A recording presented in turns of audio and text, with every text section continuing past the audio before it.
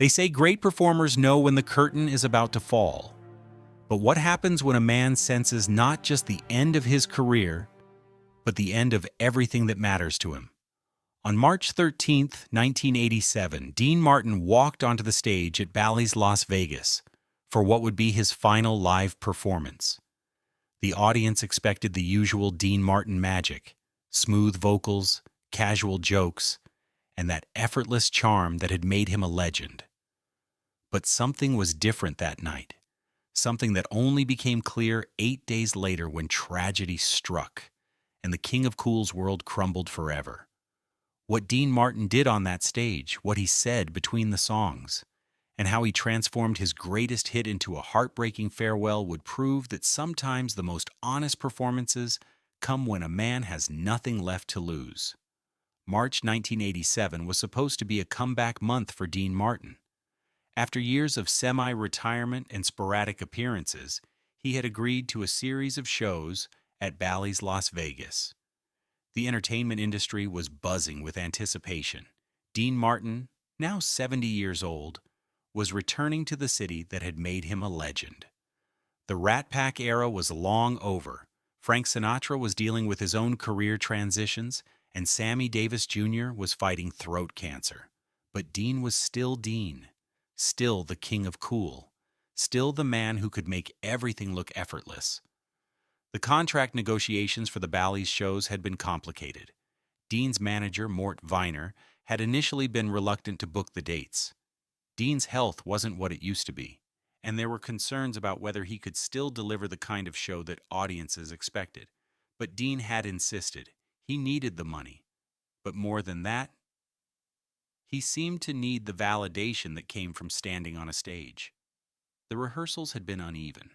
Some nights Dean seemed like his old self, joking with the band, running through arrangements with casual confidence. Other nights he seemed distant, distracted, as if his mind was somewhere else entirely. The musicians noticed the difference but said nothing. The Bally's showroom was packed that Friday night. High rollers, tourists, longtime fans, and industry insiders all crowded into the venue that held nearly 3,000 people. They had come to see a living legend, a man who had conquered movies, music, and television with an ease that seemed to mock the very concept of effort. Dean Martin represented an era when entertainers were larger than life, when stars had mystique, when performance was an art form rather than a marketing strategy. The crowd was an eclectic mix that represented the breadth of Dean's appeal. There were old-timers who remembered the early days with Jerry Lewis, middle-aged couples who had fallen in love to Dean's romantic ballads, and younger fans who knew him primarily from television. Casino executives sat alongside regular tourists. The atmosphere was electric with anticipation, but also tinged with nostalgia. But the man who walked onto that stage was not the Dean Martin of public memory. He moved slower than usual, his famous swagger reduced to a careful navigation of the stage. His tuxedo, always immaculate, seemed to hang differently on his frame. Those closest to the stage noticed that his hands shook slightly as he adjusted the microphone, and his smile, while present, required effort rather than flowing naturally. Dean opened with his usual repertoire. He told jokes that had been polished over decades of performance. He bantered with the audience in that casual, improvisational style that had made him famous. But seasoned Dean Martin watchers noticed something unusual. Between songs, Dean would pause and look up at the ceiling of the showroom, not the casual glance of a performer checking the lighting, but a focused, almost conversational gaze, as if he was addressing someone who existed just beyond the reach of the spotlight. The first time it happened, during a break between Ain't That a Kick in the Head and Sway, Dean stopped mid-sentence in his patter with the audience. He looked up, his expression softening into something approaching tenderness, and seemed to nod slightly. Then he returned to the microphone and continued, as if nothing had happened. A few people in the audience exchanged glances, but most assumed It was just an aging performer having a momentary lapse, but it kept happening. After memories are made of this, Dean looked up again, longer this time. His lips moved slightly, as if he was having a quiet conversation with the ceiling. During That's Amore, he actually paused mid-verse, looked up, and smiled a smile that had nothing to do with the audience below and everything to do with something only he could see. Frank Calcagno, a longtime Dean Martin fan who had seen him perform dozens of times, was sitting in the third row that night.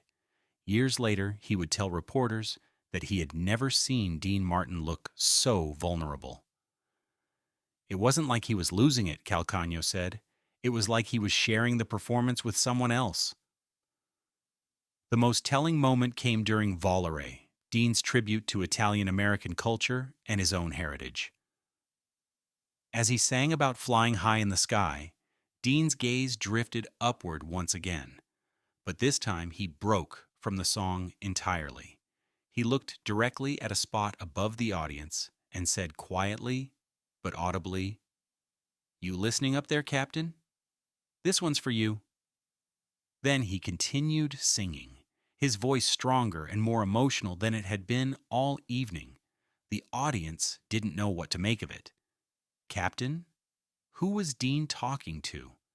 Some thought it might be a reference to a friend in the audience, perhaps someone he had served with during his brief stint in the military. Others assumed it was just showbiz patter, the kind of mysterious reference that entertainers sometimes make to add intrigue to their performances. But those who knew Dean Martin's personal life understood exactly who he was addressing. Captain Dean Paul Martin, his son, his pride, his reason for living. Dean Paul was a captain in the California Air National Guard, flying F-4 Phantom jets out of March Air Force Base. He was everything Dean had ever wanted to be: brave, honorable, talented, and genuinely heroic. While Dean made his living playing characters, his son was living the kind of life that people write movies about. Dean Paul had been scheduled to be at the show that night. Father and son had planned to have dinner after the performance, one of their regular traditions when Dean was performing in Vegas. But duty had called, and Dean Paul was on a training mission that would keep him away from Las Vegas for several days. Dean had been disappointed, but he understood. Military service came first, and Dean was proud of his son for taking that responsibility seriously. What the audience at Bally's couldn't have known was that Dean Martin had been having strange feelings about his son's safety for weeks. Nothing specific, just a persistent sense of unease that had been growing stronger. He had called Dean Paul several times, just to hear his voice, just to make sure he was okay. The climax of the evening came during Dean's final song. Throughout his career, Dean Martin had ended most of his live performances with "Everybody Loves Somebody," his signature hit from 1964. It was a song about finding love, about the universal need for connection, about the joy that comes from being loved and loving in return. Dean had sung it thousands of times, and it had become as much a part of his identity as his martini glass and his casual swagger. But on March 13th, 1987, something extraordinary happened. Dean began singing the familiar lyrics, but as the song progressed, he started making subtle changes. Instead of singing to the audience about universal love, he began singing directly upward, as if addressing a specific person in the sky. The lyrics, usually delivered with playful charm, took on an intensity and emotion that caught everyone off guard. "Everybody loves somebody sometime," Dean sang, but his eyes were fixed on that same spot above the audience. Everybody finds somebody someplace. His voice cracked slightly on the word "finds," and for a moment the King of Cool seemed anything but cool. He seemed like a father, worried about his son. Then came the moment that would be remembered by everyone who was there that night. Instead of continuing with the standard lyrics, Dean looked up and sang, "And I love somebody all the time. I love you, Captain. I love you all the time." It wasn't in the original song. It wasn't part of any arrangement. It was a father talking to his son through music, sending a message across whatever distance separated them. The audience was mesmerized. Even those who didn't understand the reference could feel the raw emotion pouring from the stage. This wasn't entertainment anymore. This was something much more personal, much more real. Dean Martin had turned his final performance into a love letter to his son. As the song ended, Dean stood quietly at the microphone for a long moment. The audience waited, unsure whether to applaud or maintain the reverent silence that had settled over the showroom. His breathing was slightly labored, and those in the front rows could see that his eyes were moist. Finally, Dean spoke, his voice barely above a whisper, but carrying clearly through the sound system. "Ladies and gentlemen, thank you for 40 years of letting me sing for you. Take care of each other. And if you have kids, call them. Tell them you love them. Don't wait. You never know what tomorrow brings." Then Dean Martin walked off the stage at Bally's Las Vegas for the last time. He didn't return for an encore. He didn't come back to acknowledge the standing ovation that followed. He simply disappeared into the wings, leaving behind an audience that sensed they had witnessed something unprecedented. 8 days later, on March 21st, 1987, Captain Dean Paul Martin's F-4 Phantom jet crashed into Mount San Gorgonio during a training exercise. He died instantly. The phone call that would destroy Dean Martin forever came while he was having breakfast in his Beverly Hills home, reading the morning paper and planning his day around a golf game with his son. When news of Dean Paul's death became public, entertainment reporters and Dean Martin fans began to piece together what had happened on that stage at Bally's. The strange looks upward, the references to Captain, the emotional intensity of that final performance, the change in the lyrics of "Everybody Loves Somebody," the final words about calling your children and telling them you love them. Had Dean Martin somehow known what was coming? Had he sensed that his son was in danger? Or had the performance simply been a father's way of sending love across the distance to a son he was proud of? The questions would never be answered, but the evidence was undeniable.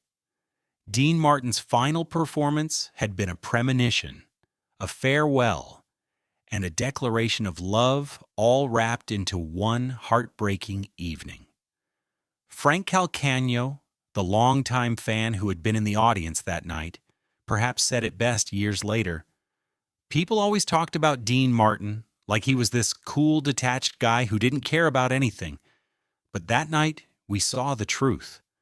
We saw a father who loved his son so much that he turned a Las Vegas showroom into a church, and his final song into a prayer." Dean Martin never performed live again. The shows that were scheduled for the rest of March were canceled. The comeback tour that was being planned was scrapped. The King of Cool had given his final performance, and it had been the most honest, most vulnerable, most human moment of his entire career. In trying to say goodbye to his son from a distance, Dean Martin had accidentally said goodbye to everything else as well. That night at Bally's Las Vegas, Dean Martin proved that the best performances aren't about technique or professionalism or crowd-pleasing.